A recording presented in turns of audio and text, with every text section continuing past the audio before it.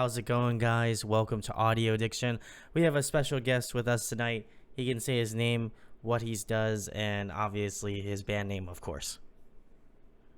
Hi, I'm Dan Weiss from Dan Ex Machina. We're a rock band from South Jersey, all over near the Cherry Hill, Philly area. There we go. Well, Dan, thank you for coming on. First question I have to ask is, how did you start out your band? I guess, you can speak on how you got your members. And more importantly, I'm curious where you had gotten the name from, because I'm sure sure there's some meaning behind it at least. Yeah, well, those two questions kind of go together a little bit. Okay. It was a solo project that started that way, so when I first started out, I was doing a lot of like Fruity Loop stuff, like drum machines and loops and everything. So Dan Ex Machina being Latin roughly for Dan of the Machines made a little more sense at the time. This was way back in college. This was like 2004 or so. I was 19. I'm 36 now. So what really happened is I made a couple albums in college, never really released them, never really like finished them. I started playing the songs though with my friends in the early 2000s at live shows, and eventually I just went and re-recorded the albums that I made like 10 years ago. And finally released some last year. So it's been kind of a crazy ride, but better late than never. Oh, for sure. And I guess how did you come to the realization of because like you said, you wrote those songs a long time ago, and obviously I'm sure they have a lot of sentimental value to you. But what made you kind of I guess what clicked in your head where you're like, oh, I want to release this old stuff that people maybe had been familiar with, or just was it something that you as an artist wanted to kind of get off your back shoulder kind of a thing? Sure. Well, I always wanted to put the records out, so I didn't just write them in college. I recorded what I'm going to call shitty versions of the records Okay. with a computer mic, a sock on it, although there were some things that were cool about them that ended up being I used the original tracks from college when it got re-recorded for the most part. So some of the songs have the actual same synth or keyboard stuff that I put on them 15 years ago. Yeah, just moved the loops onto the new sessions. But yeah, I always wanted them to come out. I think that it just took a very long time for me to find the right people who actually knew how to finish a record, and to involve some professionals, and also just getting full band stuff on there. The reason that I talk about Dan Ex Machina being a band and not really a solo thing, even though it kind of is a solo thing with revolving members and stuff, but I view the songs as band songs. When you see us live, it's a band's thing. I'm not really the center of attention. It's my songs and my creative control, but it's the power of a band having a drummer, with force and energy and all that stuff.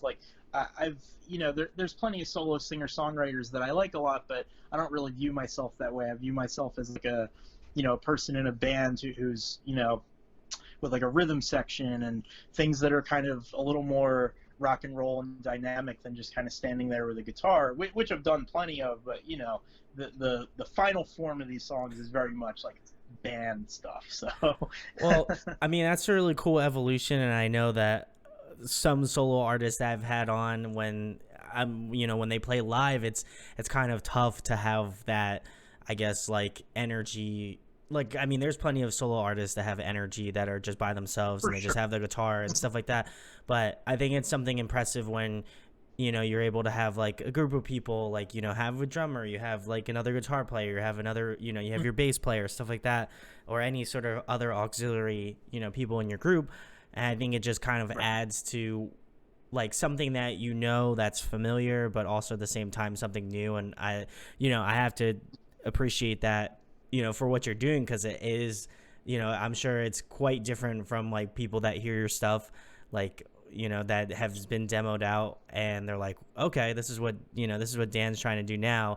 And then have the group of people when they play, hopefully when shows come back soon, to like, see you play live and have a different energy.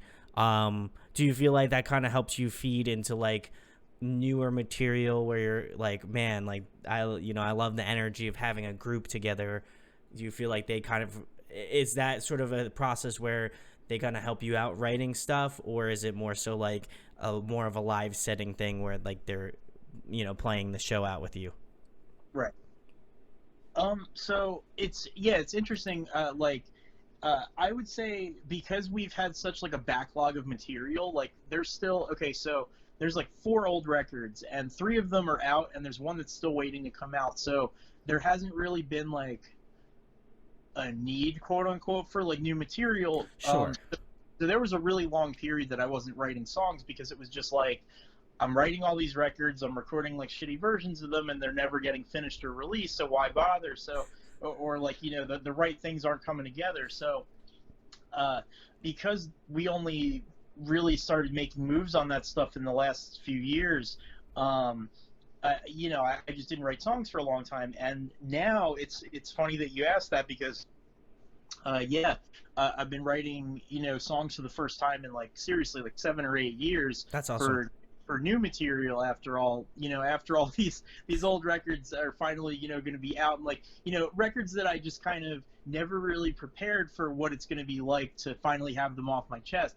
But I've been writing with because they were mostly written before I had like a live band or anything. I mostly just, wrote them myself and stuff. But yeah, I jam with band members, and I've written new material like with my actual drummer doing parts and stuff rather than him trying to learn Fruity Loops parts, which is liberating for him, I hope.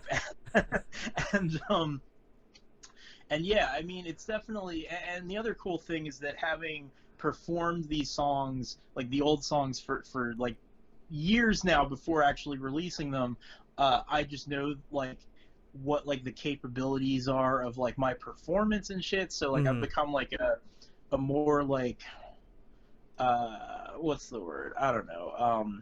More forceful singer. Okay. Like on stage and stuff, like I can like project my voice. Like if these actually came out when I was in college, it just wouldn't have been as good. Like knowing how to even just like breathe between lines and songs and stuff was something I had to learn on stage. So having all this experience before they actually came out really helped, and it also helped for writing new stuff because now the stuff that I write, I mean, for one thing, I know my range a little better. Like there's songs that from these records where I was just writing outside of my range, and you can tell when I sing those parts and stuff. Like some of the things, I love them for what they are, but you can tell that I'm like stretching beyond my capabilities in some places. Yeah. And the stuff that I've been writing more lately is very conscious of what I can and can't do, so that's kind of cool. At the same time, like I do miss like some of the like risks that I was able to take when I didn't know what the fuck I was doing, but it's a weird trade-off. Like okay, so you mentioned sentimental value before, so a lot of the lyrics from college honestly don't have sentimental value for me. They're just very like beginner-y, like me learning to write songs. Like some of them are really cool. I still love the songs, but they're also kind of like a time capsule of me being 19 and trying to like, put thoughts together. So Sure. So a lot of the sentimental value for me was like writing riffs where I was like, wow, that's so cool that I was able to put 2 and 2 together with that, and I'll listen back and be like, man, I don't know how I came up with this shit, so I'll be like really happy and proud of that. more than like the actual like words or anything. So one thing that I'm trying to do with new material is actually like make words that I'm a little more proud of, and like I find less lazy and stuff. There's definitely lyrics I like from my older stuff, but I think that mostly they're there, and like I kept them that way instead of trying to write new ones, just because they go with like the sound of the song more than they have any special lyrical meaning. Sure. Most of the time. Yeah. So I'm kind of looking forward to having songs out eventually that more reflect like my actual like feelings and thoughts and cleverness, hopefully. But we did put out a single last year that is a new thing. It's the only actual like thing that I've released that that was released before 15 years passed between between the writing and the recording and such. But it's called Fuck 12. It's basically an anti-cop song that I did for Black Lives Matter, and it's just a really cool like hardcore song. It was something where in the moment last year I was like, I want to write something that, you know, like that captures right now and you know the urgency of all this shit happening around the world and in America and stuff. So yeah, I did that in the summer. The song wasn't even all the way finished when I went into the studio, but by now, like my studio people, shout out to Doug Gallo and Ryan Hilsinger from AGL Sounds, that we've worked together a bunch, and they're really amazing, and we were able to put this like half song together pretty quickly, and an Ariana Grande cover for this single that I ended up, it's a charity single. Like if you buy it, like pretty much all the proceeds from it, any money that I make from it, I just send to blackandpink.org, which very cool benefits trans prisoners of color. So that's the only song that's out there that I've written in the last year, much less in the last 5 years or anything like that. So it's kind of cool. And it's much heavier than anything that I wrote for the old records and such.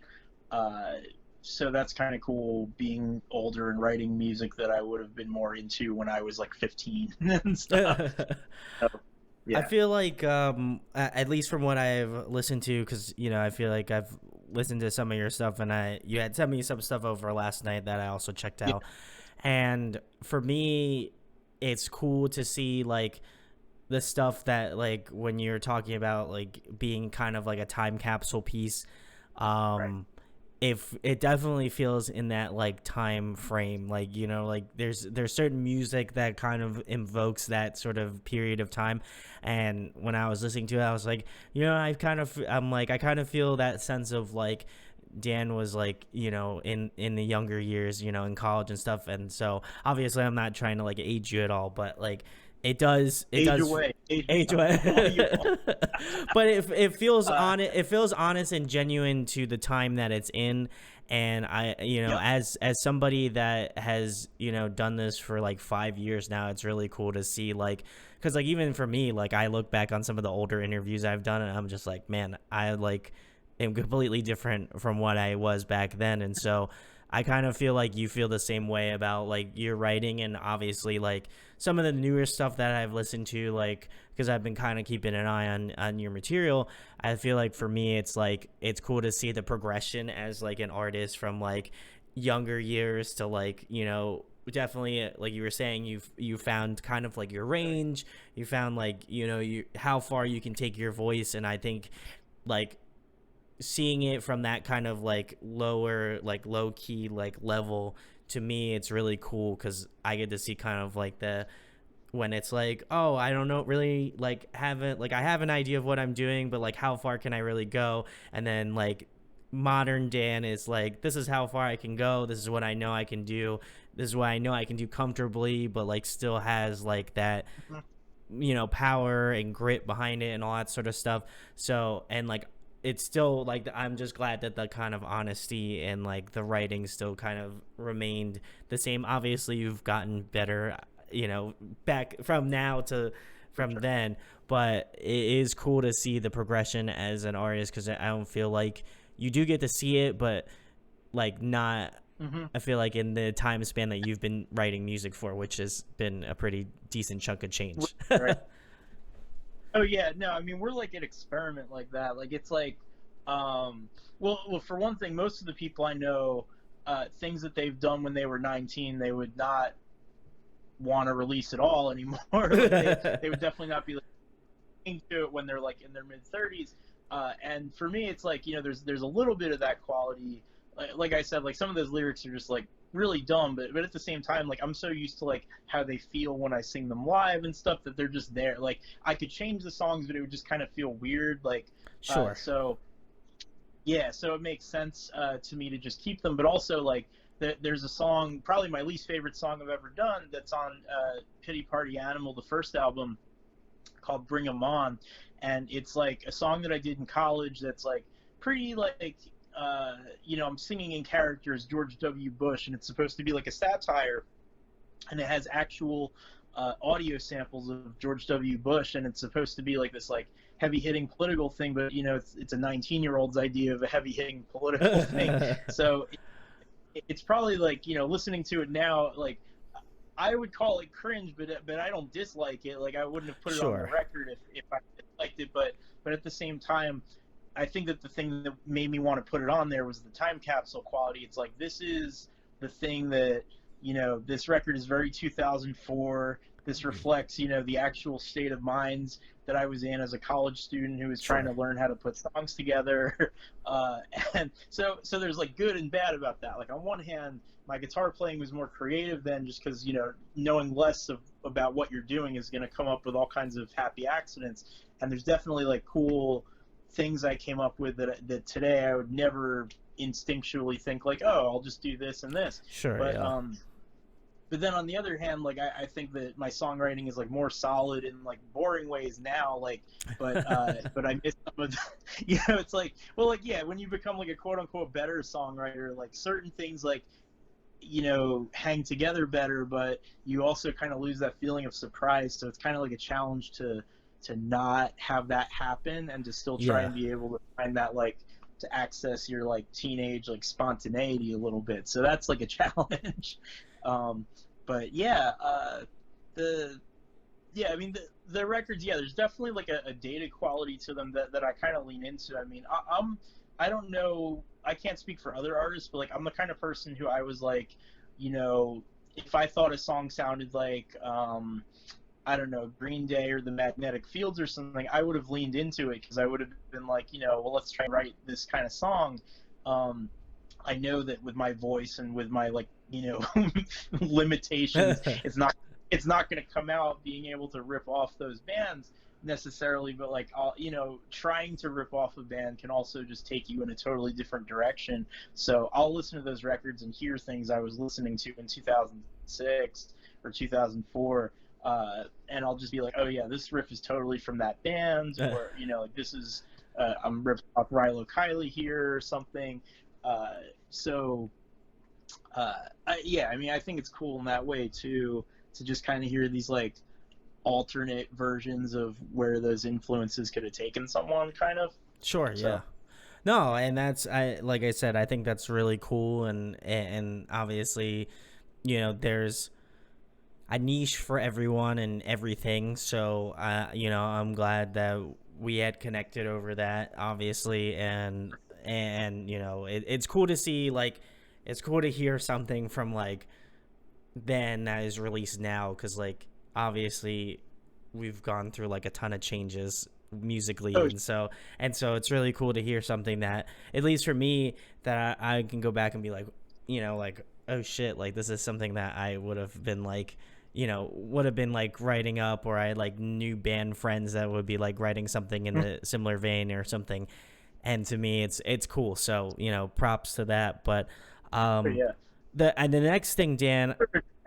Oh, sorry. I just wanted Shoot. to say the other advantage, I think, is that the things that I was listening to at the time, like, probably, I don't know, like, let's say there's like 500 Weezer imitators at the time, but there's less of that now. So I feel like it almost stands out to release this music in like 2020, 2021 now, because it's like there's less competition, and someone's less likely to be like, oh, this sounds like 50 other bands I just heard.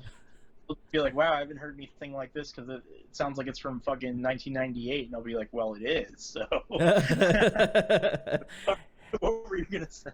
It's a fresh nostalgic taste, take on music. So I know it's quite a dichotomy, but still Fresh nonetheless nostalgia. very cool. Fresh nostalgic. That'll be an album. Awesome. Well, the next question, Dan, you kind of, as you put it, leaned into it a little bit. What are some of your influences? Who kind of got you started out Obviously, I'm sure you kind of touched on who you were influenced by back then, but I'm more curious on who you're influenced by now. If that if you want to answer Sure. a more Well, modern question. I'm gonna physically illustrate something for you just because I can because I'm at home right now. So I'm gonna like just take you into the living room really quick. There we go. So how many people do you know who own CDs at all? Still, just I still curious. own I still own CDs, so Yeah. Okay. Well, I don't go purchase more CDs. I'm more on the line of like buying vinyl now, but every once in a while I'll buy a CD. I don't know. I preach this on my channel all the time, is that I am a big physical component. Like I yeah, love having yeah, CDs or like vinyl or some sort of or cassette, for sure. that sort of aspect of things. So Got you. So okay, well then we're kindred spirits in that way. So here's what I'm working with. So these are my CD shelves. whoa, wow, awesome. Look at that. So that's one side, and then over here we got the other side. So that's so the influences question is It's a you know large one. a tall order. I could definitely I mean I talk about music nonstop, so I know some of my favorites, but I'm definitely the kind of person who's still gonna forget like 30 artists. But I mean, That's for fair. me, let's see, Lil Wayne, Miranda Lambert, Burial, Yola Tango, Sonic Youth, Sleater Kinney, The Dismemberment Plan. I mean, I'm all over the place. Aerosmith is one of my all-time favorite bands. REM, uh, Ghostface Killer. I mean, there's just so much. Like, I listen to so many different kinds of music. I know like everyone says this, and like I'm not even trying to be like more special than anybody, but that's the stuff that's like uh, the top of my brain.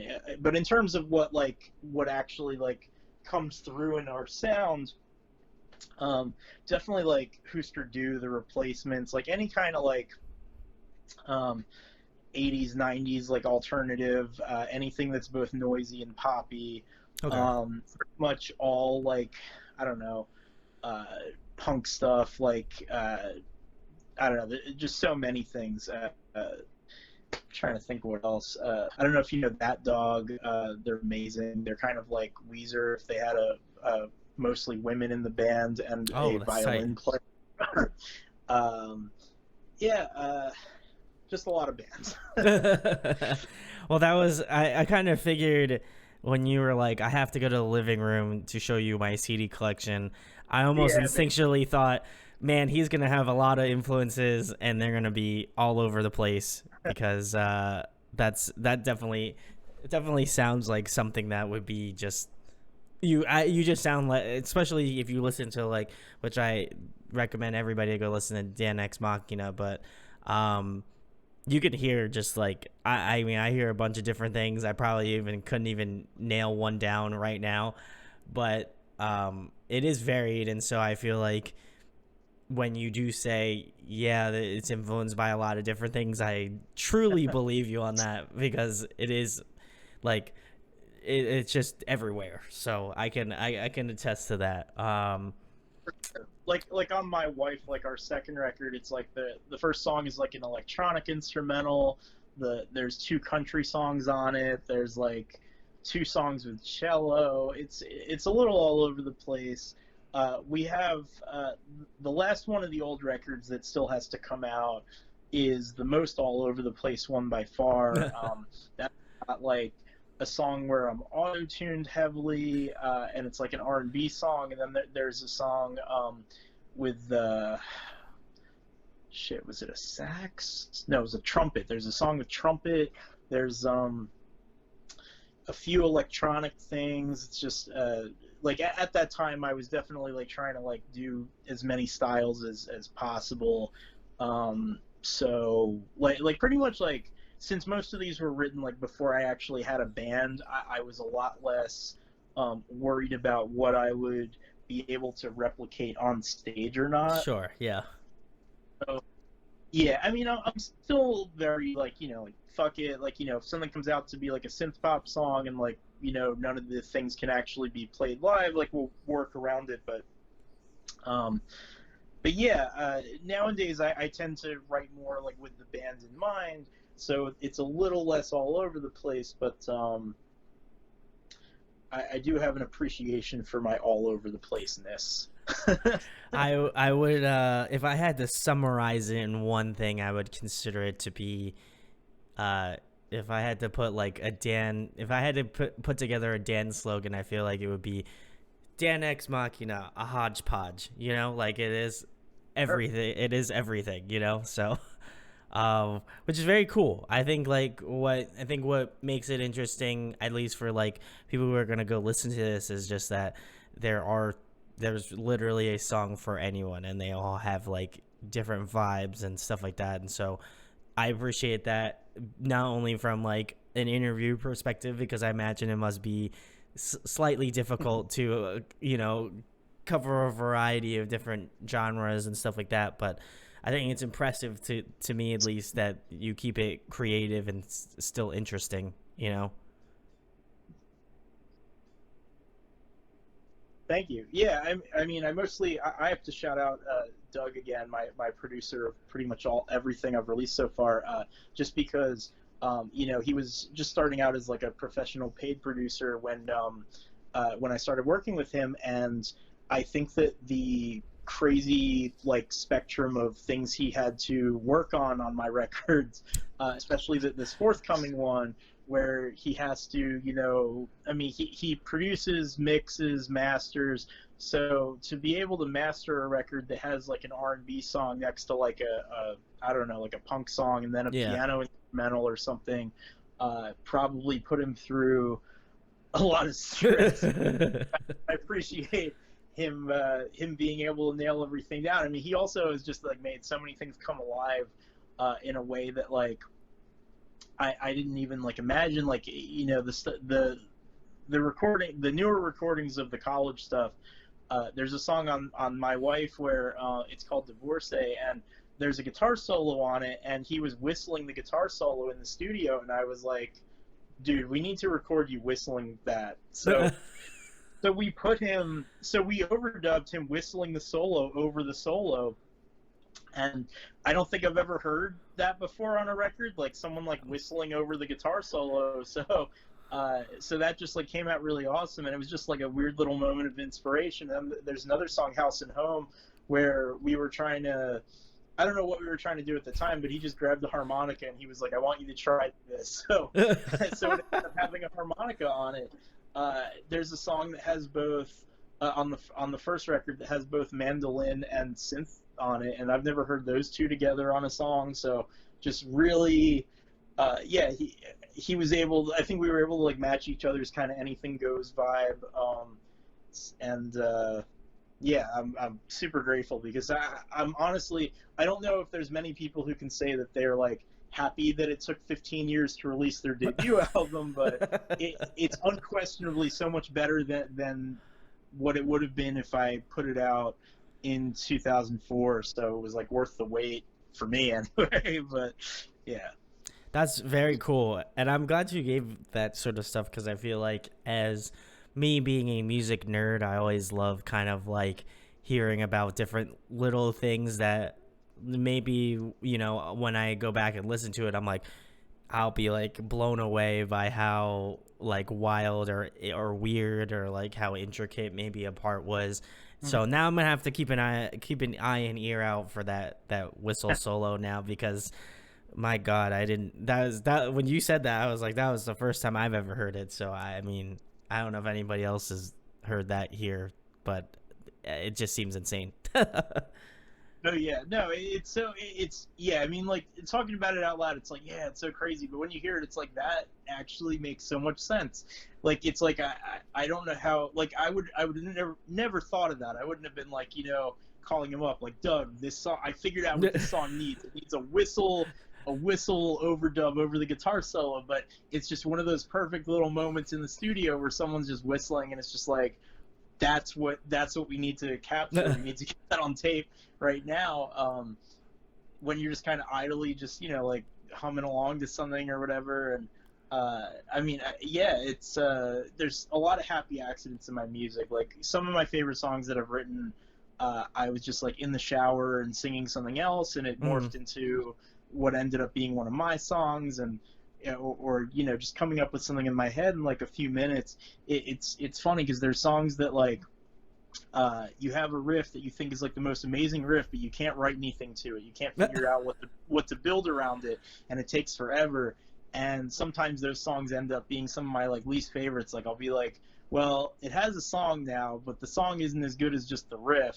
So I'm like, you know, it's fine. But then a song that comes together in like 3 minutes will be like my favorite thing I've ever written. And it's like, damn it, how did that even happen? And so, yeah. Yeah, it's the moments of striking gold that are some of the best. But the next thing, Dan, this I feel like this is a very weighted question, kind of in the same vein as the CD thing that you just showed me question earlier.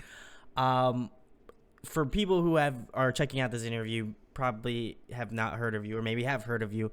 What would be one song you would recommend from your catalog? Because I'm curious, first of all, as being an interviewer, and B, I don't even know what you would pick because they all just seem like all appropriate choices because you're just so over the map, you know? Well, so I do have like one song in mind that's kind of the song that I play people first, you know. Okay. If I start like dating someone new, or you know, like this is, you know, the one that I want to hear, and that song is Plead Insanity on My Wife. It's just a really, the riff is unlike anything else I've ever written.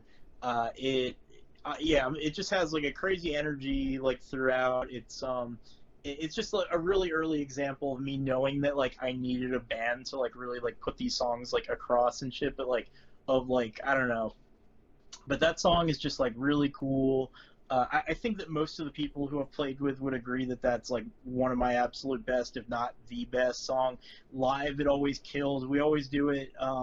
We tend to do that song within the first two songs live, and it just has great energy.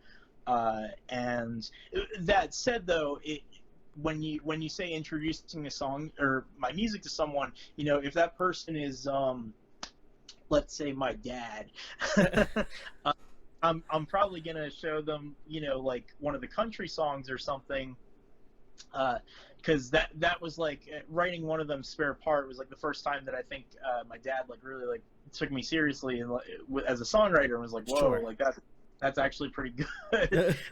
So it depends.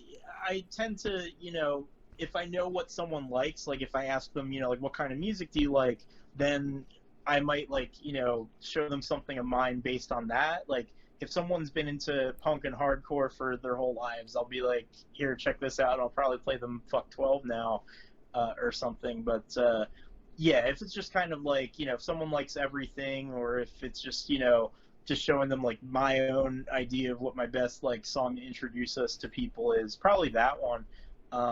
But we also have a few songs that have like videos that I think make good like quote unquote singles. Our first Dan Ex Machina song, When to Shut Up, we also play at almost every show. It's just a straightforward like Weezery, REM-y kind of power pop song. It's got a video that I absolutely love. I can't believe how awesome it came out. So that song also has good like first single energy and shit. But yeah, either of those two probably. That's awesome. Well, go check them out. I'll leave links in the description. You can go check those out if you feel the need to. If not, I probably hit Dan up and he will give you a good suggestion on what song of his to listen to, because Lord knows I couldn't do it. So, Sure. But yeah, the next. just danexmachina.bandcamp.com. Like, there's a bunch to peruse. So. Oh, 100%. There's definitely a lot. I can attest to that. But the next question, Dan, another fun one. You know, you had been talking a lot about your producer, but what would be, if you had like a dream person you would want to have as like a guest feature on a next Dan Ex Machina record, and like a dream producer you'd want to work with? Like if you had like a team and you could just be like, this is who I want. Like if you could just literally pick whoever you wanted in a, you know, running list of people, who would you want to have on your team? Well, okay, so there's an interesting answer to this because we are actually going into the studio with someone who is kind of a mystery person for right now, who is somewhat of a big deal. And I don't want to give that away just yet. So I'm gonna give a different fun answer, but it's I would say I would love to work with Miranda Lambert. I mean, I would say that even if you don't listen to country, well, even if you don't listen to country, everyone should really like listen to some Miranda Lambert just because it's like the best that country has to offer, and she's just like such a like an unusually grounded and forward-thinking person for Nashville. But also, I mean, for me, she's like the best songwriter in the world. I think she also has uh, the quality that I try to have with my music, where she just has kind of like a very anything goes, like let's try this kind of vibe. Yeah. And so, and also just her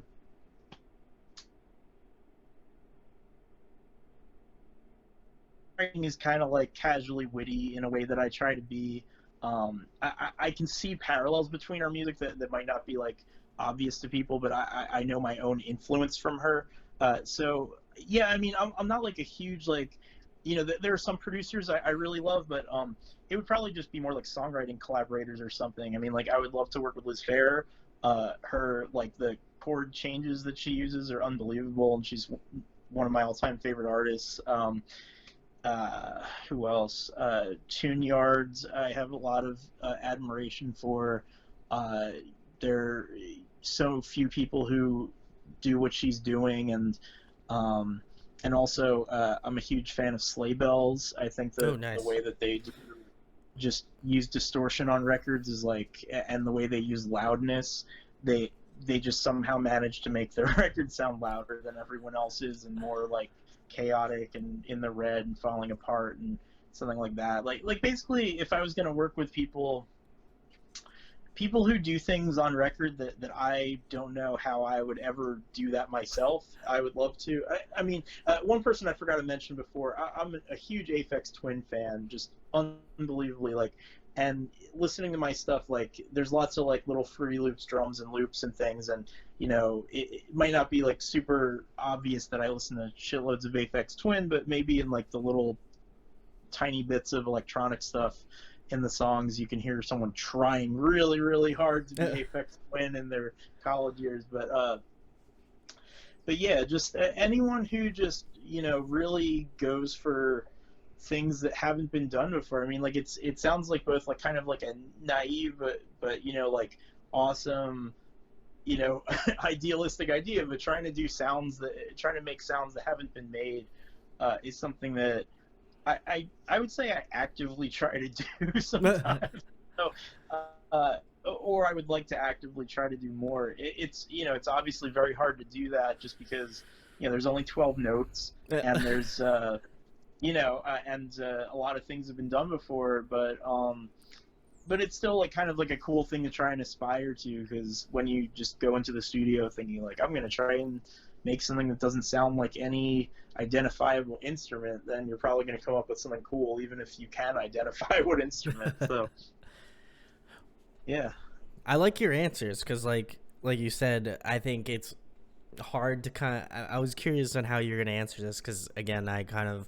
Sure. I mean, I don't have like a sets of questions that I like ask people. I kind of go off of a general like ballpark feeling, but I felt like with your stuff, just because it was so broad and so different, that I was very interested and curious on how you were going to answer it. And the Miranda Lambert thing kind of threw a complete like left turn in this whole thing, which is totally cool because I feel like it's an answer I wouldn't necessarily expect. And I also feel like just your admiration for her and what she does, I think is really impressive. And obviously, like, hopefully Miranda Lambert, if somehow you watch this, would be interested in doing something. But it's very cool to see, like, just, that kind of combination of, like, what you do. And like you said, some of your softer songs, like, I feel like would play pretty well into what Miranda does. So And just some of your other choices were just really interesting. I feel like an Aphex Twins thing might really work out pretty well. So who knows? Who knows what happens? You know, that's why I put it out in the universe, you For know, sure. to hopefully answer that. Oh yeah. I mean, one thing that's very like I think that if anyone gets anything from listening to my music that feels like consistent, I think like someone should be able to listen to a Dan Ex Machina record and hear '90s kids, and you know, in the '90s, like you know, obviously there's like a lot of talk about you know like grunge and angst and like the, you know Yeah. the birth of the alternative scene and stuff, but a big thing that's also there is like in the late '90s you have this crazy eclecticism where you have Smash Mouth and Chumbawamba and Cake and all these Yeah. really weird bands who are getting on the radio. Like Cake, how do you describe Cake? They have a trumpet player. He kind of like talk raps. You know, it's like if you wrote what Cake was on paper, you would never be like that's a band that's gonna have multiple fucking hits, but they do. That's So true. Yeah. so there was like this weird time where like and that's when I was growing up and listening to the radio where you had swing bands on the radio and ska bands and Yeah. Hanson and Spice Girls and Backstreet Boys and then also like I don't know Monster Magnet and Korn and shit. So there was just this heavy emphasis on eclecticism. All these alt rock bands were putting out like remix albums, like doing electronic shit. So that was like my like formative years. So I think that if someone like listens to our records, they'll be like, yeah, this reminds me of when like Bush did a remix album or something. Or like you know things that weren't necessarily like good ideas per se, but there was just so much like culture clashing. Like I don't know. I mean, this is gonna explain everything. The very first concert I ever went to was Beck. Okay. Yeah. I was 12. Beck did everything, so that's gonna put in a kid's mind like I can do everything. So it's kind of a cool, if like possibly dated way to be as like an alt rock band, but yeah. So that probably explains a lot. Yes. No. Now I totally understand. I understand what's going on now. And obviously it's a very strong. I mean, it's an influence on what you do for sure. So very impressive in that aspect. But the next question, Dan, another fun one. Sure. If you were to compile a dream tour lineup, who would be on it? Obviously, this would very much include yourself. I mean, would I be on my own dream tour lineup? I feel like we would play like the second stage on it, maybe, but like the side stage or something. Because like I don't know, I'd probably just want to do like a little set and then like sit down and enjoy all my favorite bands. But for me, I mean, if we're talking like you know anyone from any point in history, like being able to bring like Kurt Cobain back to life or something. I mean, maybe like Nirvana, The Knife. My two favorite live bands are Go-Go Bordello and Dismemberment Plan, both of which put on like the most like mind-blowing shows I've ever seen. But also I can like resurrect people. I never got to see Prince, so I would probably need him to play like 5 sets on this bill. Fair. And then, like, you really gotta like have the parameters defined for this, because otherwise I'm just gonna like bring back a bunch of like zombie musicians that I no longer have the chance of seeing. But, I feel like I you know, honestly, I dig the zombified lineup. You know, like if that's if that's zombie Prince, zombie Hendrix, zombie. You know, I'm a huge Sophie fan, and it's really, really tragic that Sophie and MF Doom, two of my favorite musicians, just passed away, and you know that's like devastating. So maybe I would just do a Sophie MF Doom bill if I could. You know, I've actually managed to see Sophie twice, which I'm very lucky. But you know, you can never have too many with your favorites. Oh, sure, yeah. So yeah.